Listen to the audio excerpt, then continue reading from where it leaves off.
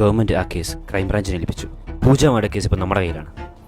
വിക്രം, ഈ case police തുടങ്ങി വെച്ചിടത്തിൽ നമ്മൾ നിർത്തും. അല്ല, തുടങ്ങുന്നതിന് മുമ്പ് നിർത്തിയോ? അല്ല, നിർത്തി വെച്ചിടത്തിൽ നമ്മൾ തുടങ്ങും. Okay sir. ചായ പിടിച്ചിട്ട് തുടങ്ങിയാലോ? സാറേ, പൂജയെ കാസർഗോഡും കന്യാകുമാരിയും കണ്ടവരുണ്ട്. ഗുഡ്. സോ കാസർഗോഡ് മുതൽ കന്യാകുമാരി അല്ല, full CCTV with 24 hours. You have to arrange. Sir, CCTV check ചെയ്തപ്പോൾ ആ കടയിൽ പൂജ 2 പ്രാവശ്യം ചായപ്പൊടി വാങ്ങാൻ പോയിട്ടുണ്ട്. കണ്ടാ CCTV ചെക്ക് ചെയ്ത് വേറെ കണ്ടോ? So he's the prime suspect. Vikram, you have to join immediately. Sir, എവിടെയാണ് സാർ? ആ ചായക്കടയിൽ നീ 3 മാസം തുടപ്പുകാരനെ ജോലി ചെയ്തിട്ട് അയാളുടെ കംപ്ലീറ്റ് മൂവ്മെന്റ് നീ ഒബ്സർവ് ചെയ്യണം. And report me tomorrow itself. Sir, tomorrow 2 ദിവസം കൂടി എടുത്തോ, കുഴപ്പമില്ല. 2 ചായ കൊടുക്ക്. സാറേ, വേറെ വിക്രം, റിപ്പോർട്ട് മീ. രാവിലെ തൊട്ട് 15 ചായ, 30 പൊറോട്ട, 18 കറി.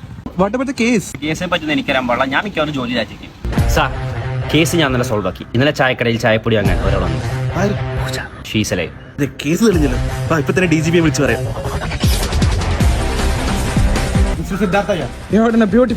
കേരള പോലീസ് തലകുത്തി മറിഞ്ഞിട്ട് കണ്ടുപിടിക്കാൻ പറ്റാത്ത കേസാണ്. ഒരു 5 മാസം കൊണ്ട് നിങ്ങൾ കണ്ടുപിടിച്ചത്. Well done. ഇതെന്താ തന്റെ മുഖത്തിരിക്കുന്നത്?